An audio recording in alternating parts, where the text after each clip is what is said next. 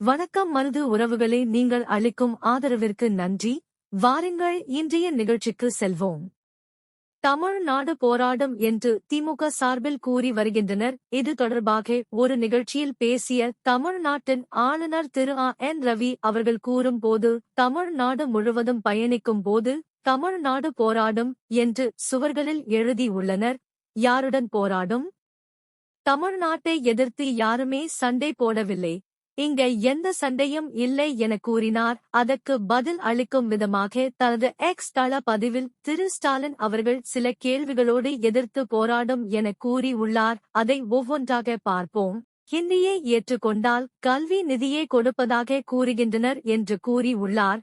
நம்முடைய சந்தேகம், ஹிந்தியை கட்டாயமாக ஏற்றுக்கொள்ள வேண்டும் என்று மத்திய அரசு எங்குமே தற்போது உள்ள மும்மொழி கொள்கையில் கூறவில்லை. பிடித்தால் ஹிந்தி இல்லை என்றால் வேறு ஒரு மொழியை கற்றுக்கொள்ளலாம் என தான் கூறி உள்ளது. ஆனால் மறுபடியும் ஒரு முதல்வர் பொய்யை கூறி வருகிறார். முதலில் மும்மொழி பாட திட்டம் உள்ள PM ஸ்ரீ பள்ளிகளை ஏற்றுக்கொள்கிறோம் என்று கூறியது திமுக அரசு. இது தொடர்பாக நாம் விரிவாக பேசி உள்ளோம். பார்க்காதவர்கள் அந்த காணொளிகளை பாருங்கள். திமுக தலைவரும் முதல்வருமான ஸ்டாலின் அவர்கள் மகள் நடத்தும் பள்ளியில் கூட ஹிந்தி கற்றுக் கொடுக்கப்பட்டு வருகிறது. ஹிந்தி வேண்டாம் என்றால் மாநில அரசு பாடத்திட்டம் உள்ள கல்வி கூடங்களை நடத்தலாமே, ஏன் ஹிந்தி உள்ள CBSE பாடத்திட்டம் கொண்ட பள்ளிகளை நடத்துகிறார்? அதில்தான் வருமானம் அதிகம். எனவே தனக்கும் தன் குடும்பமும் நன்றாக ஹிந்தி கற்றுக்கொள்ள வேண்டும். ஆனால் பாமர மக்கள் ஹிந்தியோ அல்லது மூன்றாவது மொழியோ கற்றுக்கொள்ள கூடாது என்று நினைக்கிறார். மக்கள் நலனில் அக்கறை இல்லாத முதல்வர் அடுத்த டெலிமிட்டேஷன் மூலம் தமிழ்நாட்டின் வலிமையை குறைக்கும் சதிக்கு எதிராக போராடும் என்று கூறியுள்ளார். டெலிமிட்டேஷன் என்பது தற்போதைக்கு சாத்தியமே இல்லை. காரணம், மத்திய அரசு தெளிவாக கூறிவிட்டது. முதலில் மக்கள் தொகை கணக்கெடுப்பு தொடங்க வேண்டும். அதற்கு பிறகு நாடாளுமன்றத்தின் இரு அவைகள் ஒப்புதல் கொடுக்க வேண்டும். பிறகுதான் தொகுதி மறு சீரமைப்பு செய்ய முடியும். எனவே டெலிமிட்டேஷன் எனப்படும் தொகுதி மறு சீரமைப்பு என்பது இன்னும் சில ஆண்டுகளுக்கு சாத்தியமே இல்லை. அப்படி இருக்கையில் இப்படி பேசுவது என்பது மக்களை ஏமாற்றும் செயலே. அடுத்து ஏகலைவரின் கட்டை விரலை கேட்டது போல் திணித்திருக்கும் நீட் எனும் பலிபீடத்துக்கு எதிராக போராடும் என்று கூறி உள்ளார். நீட் பற்றி நமது உறவுகளுக்கு பல காணொளிகளில் தெளிவுபடுத்திவிட்டோம். மீண்டும் மீண்டும் பொய் சொல்லி வருகிறார் திமுக தலைவர் திரு ஸ்டாலின் அவர்கள். நீட் கொண்டு வந்தது முதல் அதற்காக நீதிமன்றத்தில் வாதிடியது வரை காங்கிரஸ் கட்சி என்று. ஆனால் ஒரு பொய்யை மீண்டும் மீண்டும் சொல்வதால் அது உண்மையாகிவிடும் என்று நம்பிக்கொண்டு இருக்கிறார் ஸ்டாலின் அவர்கள்.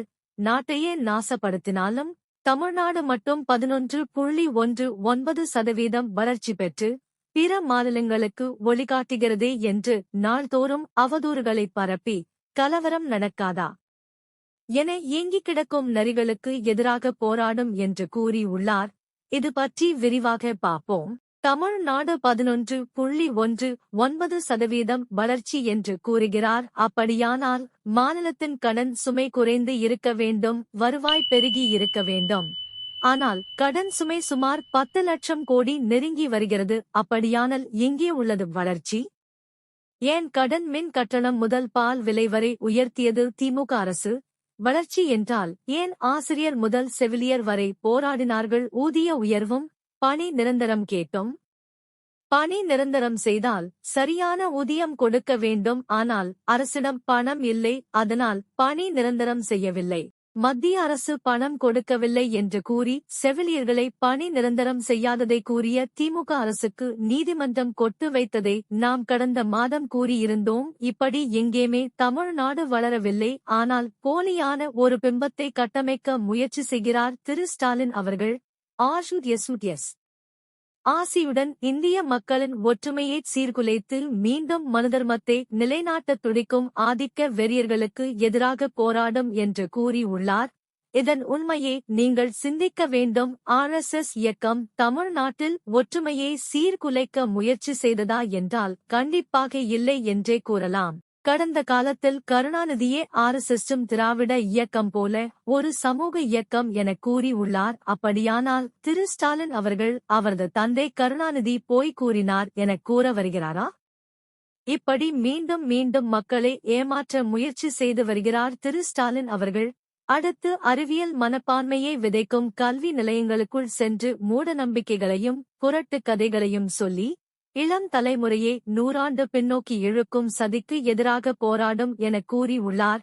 ஆளுநர் அவர்கள் பேசுவது மூட நம்பிக்கை என்றால் கருணாநிதி சமாதியில் தயிர் வடை வைத்ததும் கருணாநிதி இறந்த பின்னும் முரசொலி படிக்க வேண்டும் என்று அந்த பேப்பரை கருணாநிதி சமாதியில் வைத்ததும் மூட நம்பிக்கை இல்லையா?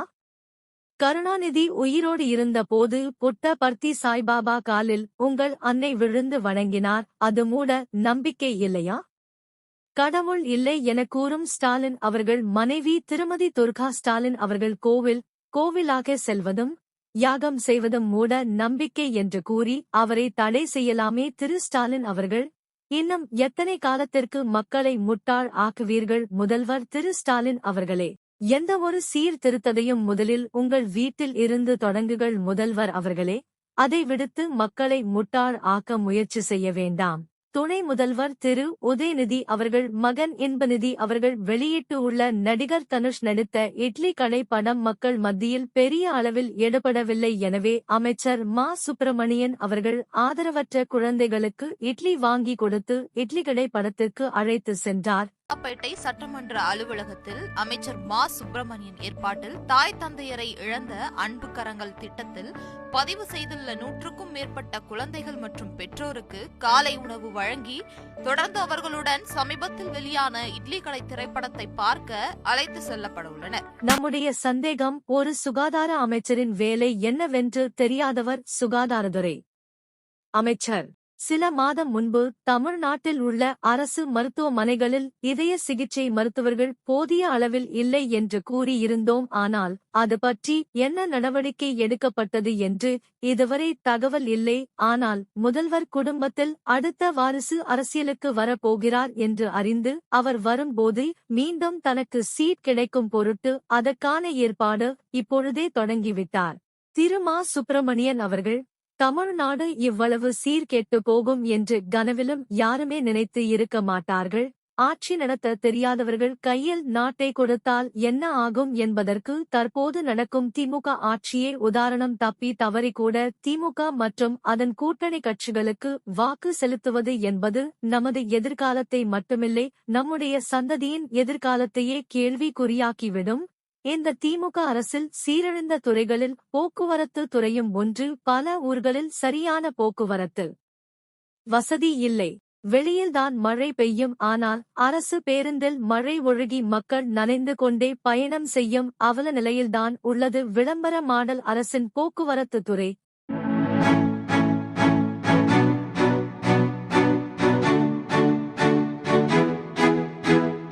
திரு ஸ்டாலின் அவர்களின் எக்ஸ் தள பதிவிற்கு பதில் அளிக்கும் விதமாக பாஜகவின் முன்னாள் மாநில தலைவர் திருமதி தமிழிசை அவர்கள், முதலமைச்சர் அவர்களே, இந்தியை ஏற்றுக்கொண்டால்தான் கல்வி நிதி என்று எக்காலத்திலும் மத்திய அரசு சொல்லவில்லை. புதிய கல்விக் கொள்கை என்பது தாய் மொழியை ஊக்குவிப்பது தானே தவிர இந்தி மொழி ஊக்குவிப்பது அல்ல. நீங்கள் இந்தி மொழியை எதிர்த்து போராடுகிறேன் என்றால் இந்தி மொழியை தமிழகத்தில் திணித்த காங்கிரசோடு நீங்கள் போராட வேண்டும் என்று அவரது பதிவுகள் தொடங்குகிறது. உண்மை இப்படி இருக்க திரு ஸ்டாலின் அவர்கள் 2021 போல் பொய் சொல்லி மக்களை ஏமாற்றி விளம்பரம் மூலம் மீண்டும் ஆட்சிக்கு வரலாம் என பகல் கனவு கண்டு கொண்டு இருக்கிறார் என்றே நம்மால் நினைக்க முடிகிறது. கரூரில் நடிகர் விஜயின் ரோட் ஷோ நிகழ்ச்சியில் நடந்தது பக்கா பிளான், பக்கா ஸ்கெட்ச் என்றும் பேசி உள்ளார். தேமுதிக பொதுச் செயலாளர் திருமதி பிரேமலதா விஜயகாந்த் அவர்கள் கரூர் துயரம் தொடர்பாக சமூக வலைத்தளங்களில் வதந்தி பரப்புகிறார்கள் என்று காவல்துறை பலரையும் கைது செய்தது. ஆனால் ஒரு கட்சியின் பொதுச் செயலாளர் அவர்கள் கரூர் துயரம் என்பது திட்டமிட்ட செயல் என்று பேசி உள்ளார். உண்மையே எத்தனை நாளைக்கு மறைக்கும் திமுக அரசு? திருமதி பிரேமலதா அவர்களுக்கு ஏற்பட்டு உள்ள இந்த சந்தேகம் என்பது தமிழ்நாட்டில் உள்ள பல லட்சம் மக்களுக்கும் ஏற்பட்டு உள்ளதுதான். மேலும் அவர் விபத்து நடந்த உடனே விமானம் பிடித்து சென்னை போனவர் வீட்டை விட்டு வெளியே வரவில்லை என குற்றம் சாட்டியுள்ளார். நாமும் அதை பல காணொளிகளில் கூறிவிட்டோம். ஒரு தலைவன் என்பவன் மக்களோடு மக்களாக களத்தில் நிற்க வேண்டும். பிரச்சனை என்றதும் ஓடி ஒளிந்து கொள்ளக் கூடாது. மக்களின் சுக துக்கங்கள் தெரிய வேண்டும். ஆனால் திரு விஜய் இன்னமும் சினிமா நடிகராக தான் உள்ளார். அந்த இமேஜை விட்டு அவர் இன்னும் வெளியில் வரவில்லை என்பதைதான் இந்த நிகழ்வுகள் காட்டுகிறது. மக்களின் குறை தெரியாத ஒருவர் நாட்டை ஆட்சி செய்தால் நாடு என்ன மோசமான நிலைக்கு செல்லும் என்பதற்கு தற்போது நடக்கும் திமுக ஆட்சியே உதாரணம். திரு விஜயும் அப்படி இருப்பாராயின் அவர் அரசியலுக்கு வராமலே இருக்கலாம். கரூர் துயரம் தொடர்பாக பாஜக MP-க்கள் குழு விசாரித்ததை நாம் அறிவோம். அவர்கள் அறிக்கை தாக்கல் செய்து உள்ளனர். அதில் நிர்வாக அலட்சியத்தால் தான் இந்த விபத்து ஏற்பட்டு உள்ளது என்று கூறி உள்ளனர். இது பற்றி பலரும் கூறிவிட்டனர். ஆனால் அரசு அவர்களை முடக்கத்தான் பார்த்தது. இப்பொழுது இந்த அறிக்கை உள்துறை அமைச்சர் திரு அமித்ஷா வரை செல்லும். என்ன பதில் சொல்லப் போகிறது திமுக அரசு? நன்றி உறவுகளே, மீண்டும் அடுத்த காணொளியில் சந்திப்போம்.